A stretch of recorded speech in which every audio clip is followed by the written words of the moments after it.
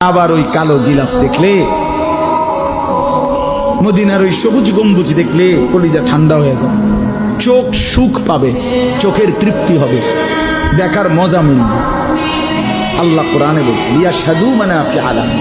আল্লাহকে যদি জিজ্ঞেস করে বান্দা কেন আমি হজে যাব, আল্লাহ বলে আয়েশা দেখো, লিয়াশহাদু, সে যেন আয়েশা দেখে। আইসো বান্দা, আসো না আমার ঘরে, আসো, আমি দেখাবো কুদরতের কি পরিমাণ নিদর্শন।